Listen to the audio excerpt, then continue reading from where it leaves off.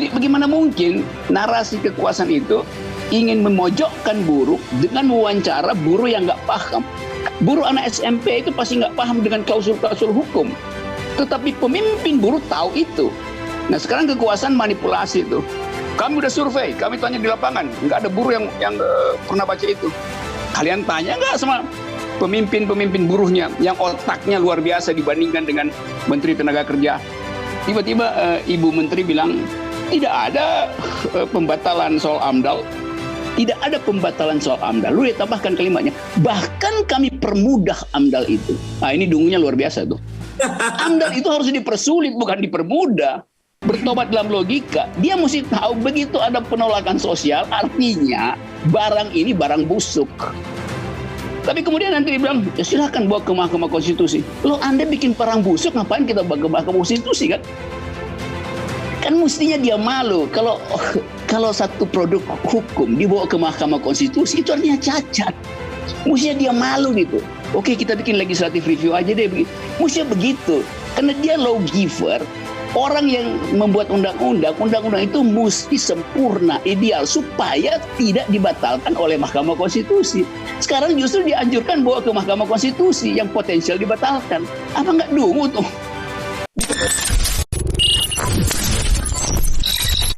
Yang kedua, aparat keamanan juga.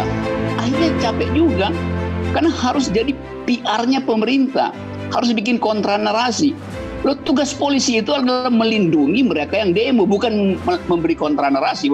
Ini undang-undang Omnibus Law bagus loh, jadi kalian mesti dukung. Itu bukan tugas polisi. Ini adalah persaingan politik antara oposisi dan kekuasaan. Polisi nggak boleh kasih satu kalimat pun yang memuji demonstran maupun memuji pemerintah. Diam aja, udah bagus tuh. Sekarang seluruh aparat negara disuruh untuk menguji demonstrannya. Pernah baca nggak undang-undang itu?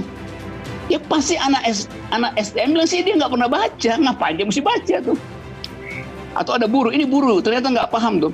Lah buruh kita memang SMP, mau diapain? Itu faktanya.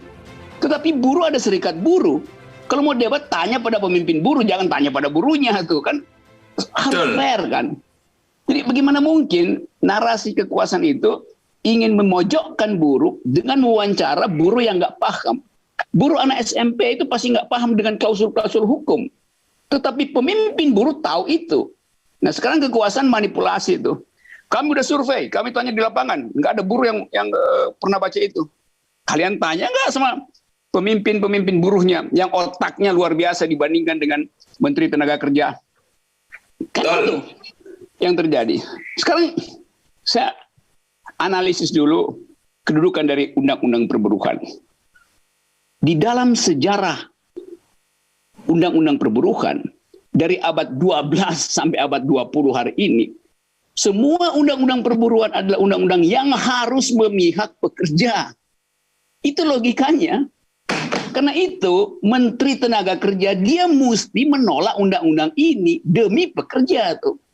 Dia cuma boleh mendengar pekerja, dia nggak boleh dengar pemerintah. Itu logika dari undang-undang perburuhan.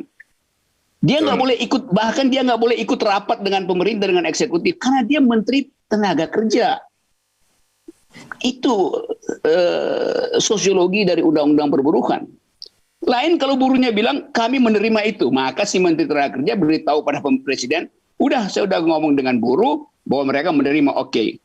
Kalau buruh bilang kami nggak mau menerima, maka Menteri Tenaga Kerja bilang mereka nggak mau menerima. Saya sebagai Menteri Perburuhan mewakili kepentingan buruh juga tidak akan menerima. Jadi etika berpolitik begitu. Nggak ada di seluruh pemerintahan di dunia Menteri Tenaga Kerja anti buruh, anti pekerja, karena ngaco otaknya kan. Itu logik itu begitu. Yang kedua soal lingkungan hidup sama prinsipnya. Menteri KLH mesti mendengar suara LSM, bukan suara pemerintah. Walaupun dia adalah pejabat di kabinet. Tapi dia tidak mewakili kabinet. Dia mewakili hutan, pohon, binatang, kecoa, buah durian, buah semangka. Supaya ada balance di dalam analisis. Jadi kalau aktivis lingkungan bilang ini merusak lingkungan, menterinya mesti bilang oke, saya 100% setuju itu. Bukan dia bantah-bantah justru. Konstituen dari lingkungan. Kan begitu soalnya kan. Apalagi misalnya tiba-tiba Ibu Menteri bilang tidak ada pembatalan soal AMDAL.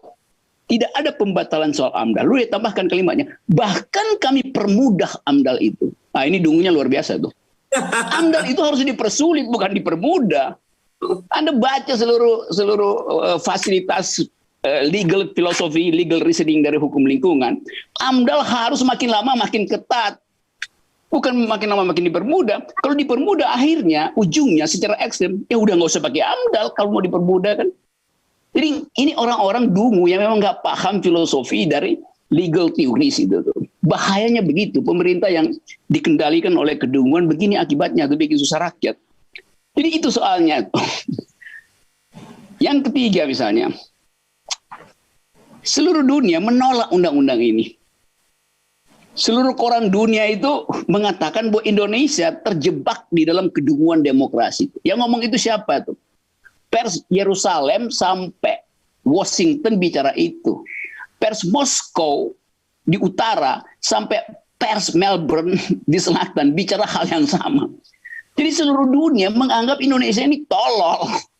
Tapi pemerintah menganggap enggak, ini udah baik, udah bagus. Buruhnya ini untuk kepentingan buruh. Oke, untuk kepentingan buruh. Berarti buruh nggak akan protes. Lo buruh justru protes. Ini sama seperti Presiden bilang, ini makan ya. Presiden dengan bansos, dia bawa beras. Kalian mesti makan ya. Karena kesulitan ekonomi, saya kasih bantuan. Terus orang miskin ini bilang, iya, tapi itu beras buat ayam, bukan buat orang. Presidennya ngotot, ini bikin kenyang loh. Memang bikin kenyang, tapi itu beras buat ayam. Kan begitu yang terjadi kan. Semua orang pasti kenyang kalau makan beras. Kalau dia kelaparan ya beras. Tapi itu bukan beras buat orang, beras buat ayam. Sama juga dengan undang-undang ini bagus loh buat buruh. Kalau buruhnya sendiri nolak makan beras buat ayam, ngapain dipaksain kan? Kan ajaib satu Indonesia. Ini logika sederhana tuh. Tapi nanti menterinya bilang ini demi buruh. Nah buruhnya sendiri bilang itu bukan demi kami. Pengusaha bilang ini buat kepentingan buruh. Buruhnya menolak. Jadi fakta sosiologis dengan sendirinya membatalkan hukum itu. Nggak perlu lagi pergi pada Mahkamah Konstitusi segala macam yang memang soal politis. Tapi orang yang mau bertobat di dalam logika, bertobat dalam logika dulu ya, bukan dalam akhlak minimal. Bertobat dalam logika, dia mesti tahu begitu ada penolakan sosial, artinya barang ini barang busuk.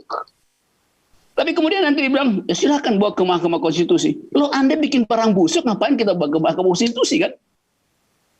Kan mestinya dia malu kalau satu produk hukum dibawa ke Mahkamah Konstitusi itu artinya cacat. Mestinya dia malu gitu. Oke, kita bikin legislative review aja deh begitu. Mestinya begitu. Karena dia lawgiver, orang yang membuat undang-undang itu mesti sempurna, ideal supaya tidak dibatalkan oleh Mahkamah Konstitusi. Sekarang justru dianjurkan bawa ke Mahkamah Konstitusi yang potensial dibatalkan. Apa nggak dungu tuh? Bikin produk cacat terus dia ngaku sendiri kan. Ini sekali lagi kita ada di dalam keadaan ini, dalam psikologi itu. Jadi pertandingan politik tidak lagi didasarkan pada argumen. Politik tidak berubah karena kekuatan argumentasi, tapi karena kekuatan tekanan politik di jalan. Terima kasih. Mantap. Siap, Prof.